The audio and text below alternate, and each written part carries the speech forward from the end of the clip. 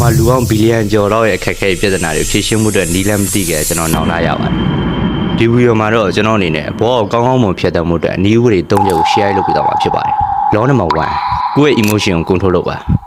ဒီယာကြီးကပြောလို့တော့ကြလုံးဝခက်တယ်ဒါပေမဲ့ကျွန်တော်နားလဲပါတယ်အဲ့ဒီခက်တာတည့်ရတဲ့နဲ့ကိုလုံနေရင်ကိုယ့်တက်ကောင်းမျိုးရတဲ့တစ်ခုကတော့ရအောင်ရလာနိုင်ပါတယ်ပြီးတော့ကိုယ့်ရဲ့ emotion ကို control လုပ်ပါလူတွေတော်များများကမခံနိုင်တဲ့ခံစားချက်တွေမခံနိုင်တဲ့ဒီဖိအားတွေဖြစ်လာပြီဆိုတာနဲ့ကိုယ့်ကိုထွက်ပေါက်ရှာတဲ့ကြရပါဘယ်လောက်ထိအောင်လဲဆိုတော့ဒါကိုယ့်ကိုတက်တည်ဝဲထိအောင်စူးစမ်းရတဲ့သူတွေလည်းရှိခဲ့တယ်ကိုကဘာလို့ရင်ကိုယ့်ရဲ့ခံစားချက်ကမကောင်းတာလေဘာလို့ရင်ကိုက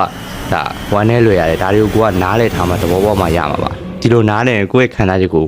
control လုပ်ဖို့ဒါပို့ပြီးတော့လွယ်ကူသွားပါတယ် law number 2ကိုယ့်ကိုအာရုံစိုက်ပါလူတွေကဒါပေါင်းညင်ဆိုတဲ့စကားလုံးတွေကိုဒါအာရုံစိုက်ကြတယ်ဒါကိုဘာဖြစ်ချင်လဲဆိုတဲ့မေးခွန်းတဲ့တခြားသူဘာဖြစ်ချင်လဲဆိုတဲ့ဒါမေးခွန်းကိုပဲအဖြေရှာလေးရှိကြရပေါ့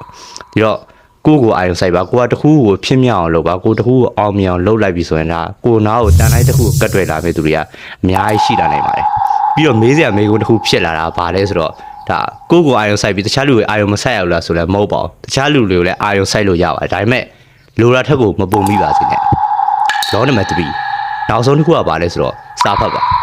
လူတွေများများစာဖတ်ဖို့အတွက်ကိုဒါအချိန်ကြီးရမ်းဆွဲကြတယ်စာဖတ်မှာကျွန်တော်တို့ရဲ့ဒါအမြင်တွေကျွန်တော်တို့ရဲ့အတွေးခေါ်တွေကဒါ update ဖြစ်စေပါတယ်ပြီးတော့စာများများဖတ်ပါနောက်ဗီဒီယိုတစ်ပုဒ်မှာဆိုရင်ဒါကျွန်တော်အနေနဲ့စောက်တုံးနဲ့ဒါ share လုပ်ပေးသွားမှာဖြစ်ပါတယ်ဒီတော့စာဖတ်မပြည့်မှာနဲ့စာဖတ်ပြည့်ရင်ကိုယ့်ရဲ့အတွေးခေါ်တွေနောက်ပြီးတော့ဘဟုတုတတွေကိုငွေနဲ့ပေးပြီးတော့ဝယ်ရလိမ့်ပါမယ်ပြီးတော့ကိုကငွေရှိရင်တော့ဒါကိစ္စမရှိပါဘူးအကောင်းဆုံးနည်းလမ်းကတော့စာဖတ်တာပဲကောင်းပါတယ်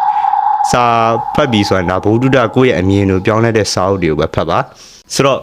အနည်းချုပ်ပြောပြီးဆိုရင်ကိုယ့်ကိုအာရုံစိုက်ပါကိုယ့်ရဲ့ခံစားချက်ကိုကိုယ့်ရဲ့ emotion တွေဒါကို control လုပ်နိုင်ပါစေစာများများဖတ်ပါပြီးတော့အားလုံးစိတ်မကြပါစေနောက်ဝင်မှာပြန်တွေ့ကြအောင်အဆုံးထိကြည့်ရှုပေးတဲ့အတွက်အားလုံးကျေးဇူးအများကြီးတင်ပါတယ်